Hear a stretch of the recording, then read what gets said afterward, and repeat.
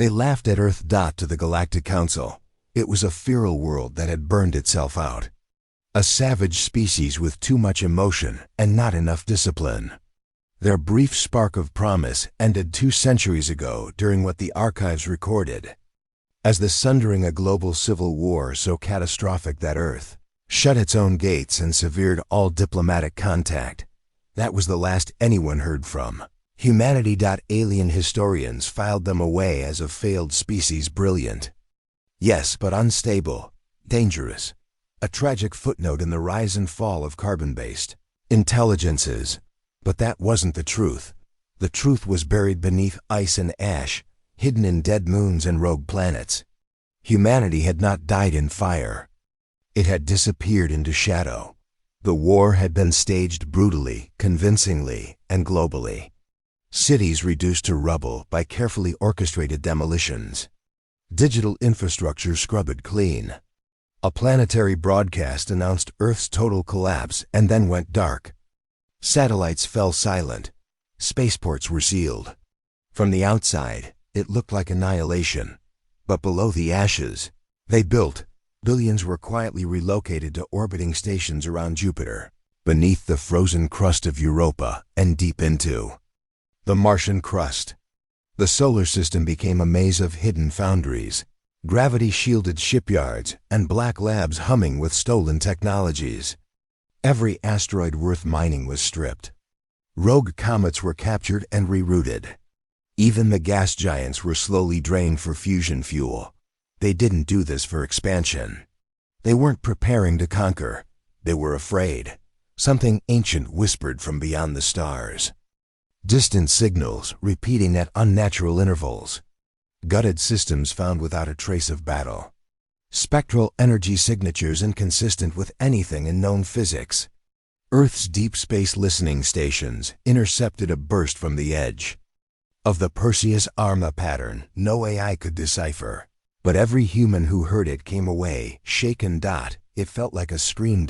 So Earth began Project Tartarus, not a ship, not a fleet, a world, constructed from hollowed-out moons and fused with engineered matter. The first Tartarus-class planetary warship began formation in the shadows of a rogue planet, hidden from view. No lights, no signals, no emissions. Its size was beyond comprehension, hundreds of kilometers across. With a gravitational profile masked by artificial counterfields, its systems were run by quantum. AIs fused with human brains grown in zero-gravity vats. Its hull was a composite of neutron-forged alloys and dark matter lace. It carried a reactor that fed on collapsed stars. And it wasn't alone. Within 40 years, there were 3 more. But no one knew. Not even most humans, each stage of Tartarus. Construction was compartmentalized. Engineers were rotated out and memory wiped after service. Scientists operated in isolated pods, never knowing the whole picture. Supply lines were invisible, routed through what appeared to be derelict satellites. Or old cargo debris, the Council's intelligence drones. Intercepted, jammed, redirected. If one came too close, it simply vanished. If it escaped, it found nothing but static and the wreckage of ancient orbital platforms. Drifting cold and empty, humanity had learned its lesson. Centuries ago, they had rushed into the galaxy with open hands and open minds. They had believed in cooperation, in the dream of a united species among stars. They had offered ideas, technology, even culture. But what they got back was contempt, patronizing lectures, trade restrictions, genetic purity laws, quiet embargoes, and then the final insult, a vote to quarantine Earth, citing their volatile psychology and erratic technological development. So Earth vanished. And the galaxy forgot them, but the humans didn't forget. They watched, they listened, and they remembered what the galaxy seemed determined to ignore. That space was not empty. In a black system beyond the galactic rim, something moved without mass. Sensors showed it as nothing, but gravitational waves radiated from it like tides from a moon. When it passed near a dead system, stars dimmed. One probe caught a glimpse before it was erased. a shape without symmetry, dripping in and out. Of dimensions like oil on water. It wasn't alive in any traditional sense. It didn't transmit, didn't respond, didn't hesitate. It consumed. The ancient myths of a dozen species called them the eaters beyond form, cosmic apex predators, the gods before gods. But myths fade and empires forget. Only humans remembered. Because only humans had feared enough to prepare. That fear became resolve. That resolve became Tartarus. The people who lived inside it didn't call it a ship. They called it the last wall. Families raised children who would never walk on planets. Schools taught gravitational math before language. Every citizen had a designated emergency function. There were no luxuries. No art, only purpose. They trained for a war no one else believed was real. And it wasn't just weaponry. Humanity had developed new forms of thought, neural tacticians, genetically bred minds able to simulate thousands of outcomes simultaneously. Unwinged symbiotes that lived inside their host's thoughts, amplifying instinct. Combat doctrines based on unpredictability, drawn from millennia of asymmetric warfare. Their philosophy was simple: survive first, explain later. At the edge of the system, far beyond the last known listening post, a ship watched the stars. It was small, just a speck, compared to the scale of Tartarus, but it was old. It had once been part of the Galactic Council's observation fleet. It had drifted for over 100 years, unnoticed, powered by trickle-feed radiation and a stubborn little AI. And one day, it caught a signal, a pulse of artificial gravity, then another. And another. Each time the mass shifted, something vast was moving between orbits. Then, from behind the gas giant called Hypnos, a silhouette appeared. No light, no emissions. Just the absence of stars where stars should be. The probe's data buffer filled in seconds. Its system overloaded. Its last broadcast was a timestamp, no telemetry. No visuals. The message simply read, "They're not gone." They were waiting. And the galaxy didn't notice, because the galaxy wasn't looking. But something else was. Something old. Something very, very hungry. And it had finally noticed Earth again. A cargo hauler disappeared near the Tenebrous expanse. The route was considered routine. An ancient trade lane through a quiet system of dead rocks and flickering red dwarfs. The ship, the Harvester's Prayer, never arrived. Its last transmission was static, punctuated by a low-frequency pulse that ruptured 3 of the crew's cranial implants. Search drones found nothing. No wreckage, no debris trail. Just a stretch of empty space where light refused to behave normally. Navigation systems went haywire. Gravity twitched like a broken metronome. The Council filed the report under an anomalous spatial event. A week later, it happened again. Different system. Different freighter. Same pulse. The Council called for calm. They released a statement attributing the incidents to dark energy surges or local gravitational anomalies. But fringe scientists began connecting the dots: freighters disappearing on the outer rim, each vanishing near a rogue planet or an uncharted anomaly. Ancient worlds, long abandoned. And then the rumors began. Survivors, few and fractured, spoke of shadows moving between stars. One scout vessel claimed to have seen a planet. Moving, not orbiting, traveling, drifting without propulsion, but leaving trails of ionized space behind it. They said the stars dimmed when it passed. They said something was watching them. The Galactic Council laughed. Until the Archiverum leaked the encrypted logs. The Archiverum were historians. Fanatical archivists of galactic knowledge. They didn't leak. But this time they did. The logs were intercepted bursts, short-range, low-frequency signals from systems marked as non-viable, dead rocks, according to Council maps.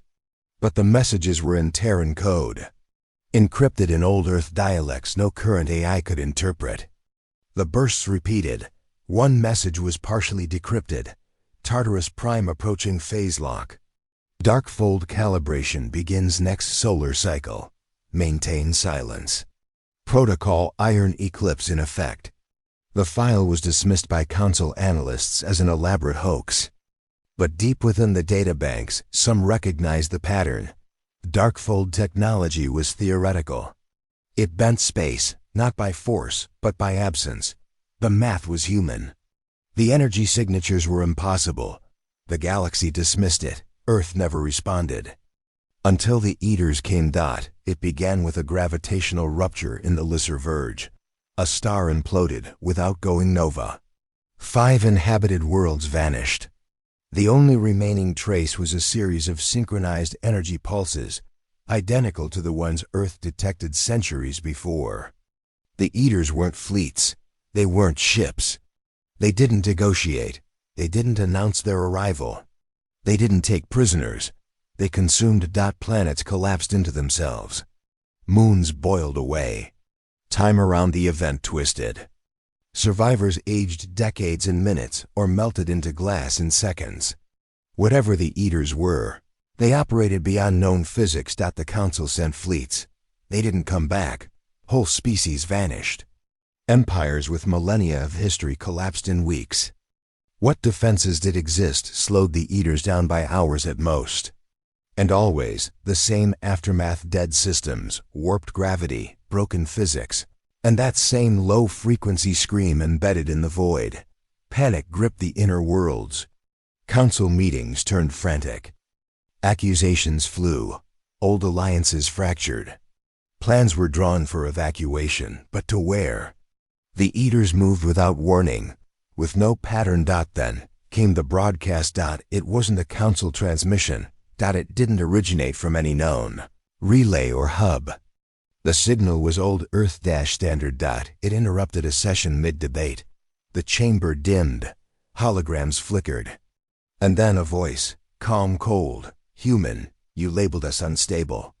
You shut your doors. You thought we burned. Pause. No emotion. Just facts. You were wrong. A sequence of coordinates followed systems no longer on official maps. Do not follow us. Do not interfere.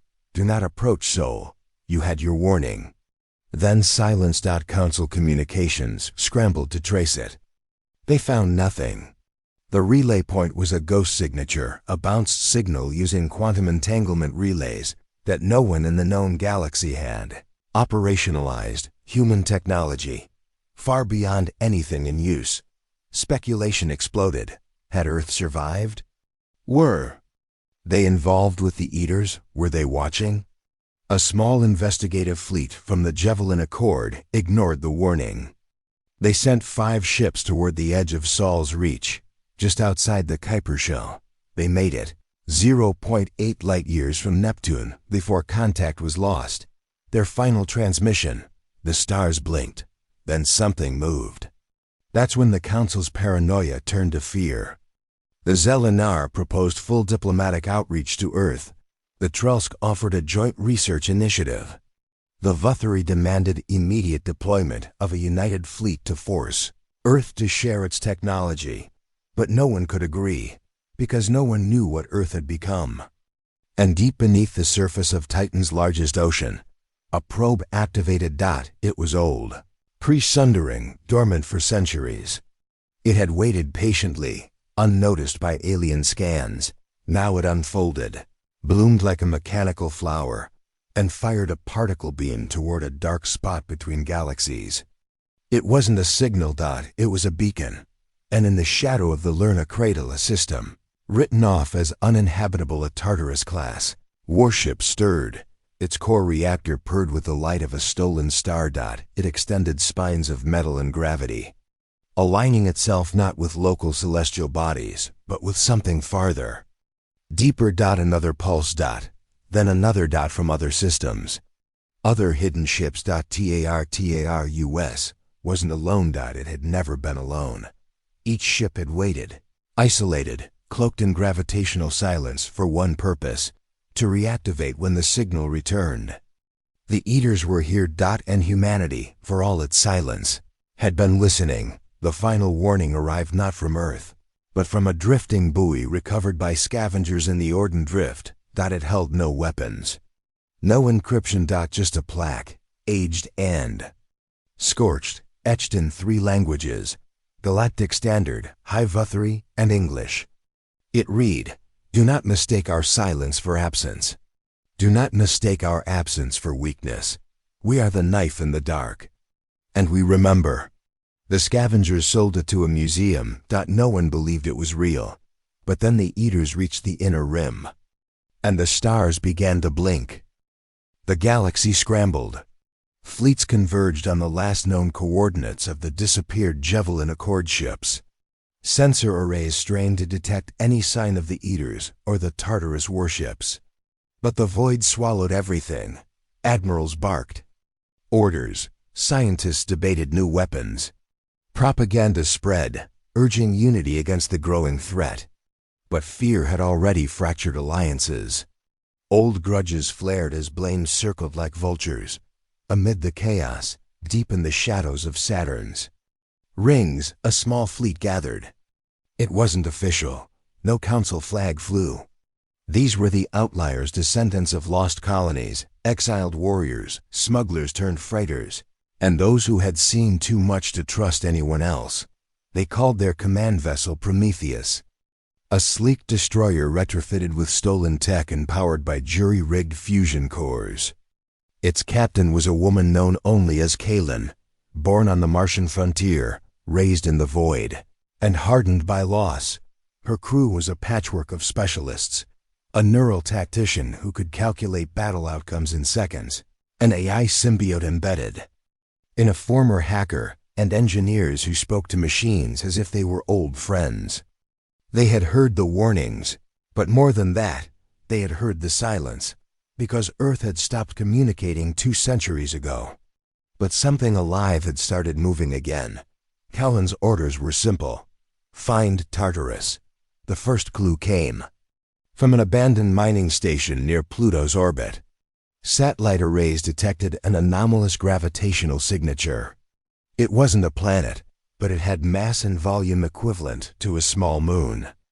Sensors recorded faint electromagnetic pulses, barely distinguishable from background noise, but patterned like a heartbeat. The station's logs, partially corrupted, mentioned darkfold tests and reactor calibrations.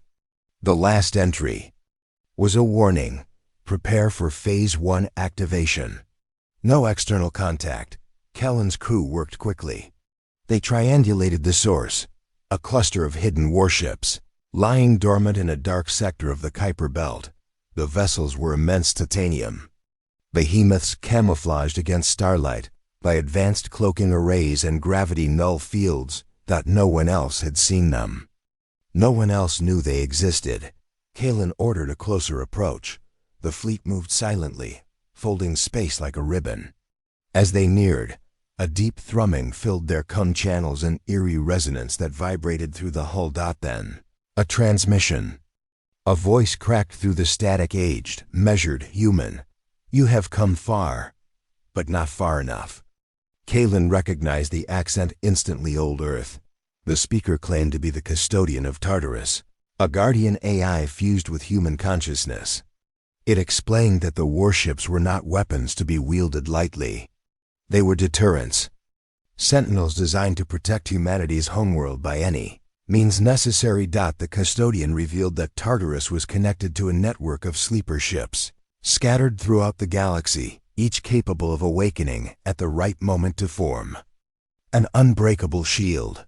The Eaters are coming. Their hunger is infinite. They devour not just matter, but existence itself. Time, space, memory, everything bends before them. But Tartarus can hold. If united, we can stop the collapse. Kellen's crew listened. Some were skeptical. Others were terrified. The custodian warned that activation would draw attention, aggressive attention from both the Council and the Eaters. Before they could respond, sensors picked up movement. A swarm of small, dark shapes emerged from the void, autonomous drones with twisted geometry and chaotic energy fields. The Eaters' scouts. The fleet sprang to battle. Lasers cut through shadow. Missile volleys lit the darkness. But the drones phased in and out of reality, slipping past defenses with impossible speed. Kaylin realized conventional weapons were useless. She ordered the neural tactician to initiate a contingency plan, an old Earth algorithm designed to exploit temporal distortions caused by darkfold technology. The AI symbiote interfaced with the ship's core, overclocking reactors and bending space around the fleet. Time dilated. Slowing the drone's movements. The swarm faltered. It was a glimpse of hope, but not of victory. The custodian's voice returned, calm but urgent. Tartarus Prime is awakening. Stand ready. The final battle begins soon. Kaylin nodded. The galaxy had forgotten Earth, but Earth had never forgotten the galaxy. And now, the knife in the dark was ready to strike. The sky over the outer solar system went dark, not from eclipse, but from absence. A shadow passed where light should have been. Tartarus Prime emerged fully from the void, colossal beyond measure. Its hull absorbed starlight, bending it into impossible angles, leaving a black wound against the backdrop of space. Inside, billions of human minds, genetically enhanced and fused with AI symbiotes, prepared for war. Callan's fleet was now joined by reinforcements pilots, engineers, tacticians, all trained in the brutal philosophy of survival. They moved like ghosts within the warship's labyrinthine corridors, each aware that what they faced was beyond any enemy in history. The Eaters approached. Their arrival was a rupture in reality. Gravity distorted wildly, time fractured and reformed. Ships blinked out of existence, only to reappear shattered and broken. The Eaters did not fire weapons.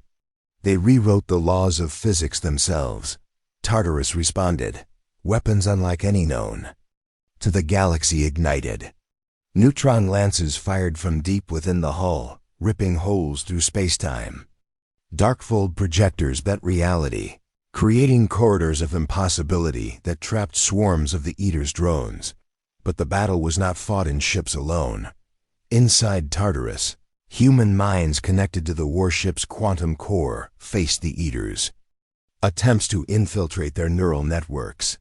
The enemy sought to consume consciousness itself, to dissolve minds into void. Neural tacticians fought with thought, weaving complex defense patterns in milliseconds, while AI symbiotes countered with algorithms that evolved in real time. Outside, fleets clashed. Starfire lit the dark. The solar system trembled. Kaylin stood on the command bridge, her eyes scanning displays flooded with data streams beyond comprehension. She had lived through wars and betrayals, but this was the ultimate test. Hold the line, she ordered. For Earth, for the future. The battle stretched on for cycles. Sacrifices were made. Ships were lost. But Tartarus held. The Eaters, relentless and ancient, began to retreat. A message crackled through the com channels, Earth's voice, calm and resolute. We do not seek war. We seek survival. The galaxy will remember that humanity was the shield against the void. Kaylin allowed herself a brief moment of relief. Humanity had built the impossible. They had waited in silence, built planetary warships, hidden in the dark. The galaxy had never seen it coming, but now it had no choice. The war had begun. And humanity was ready.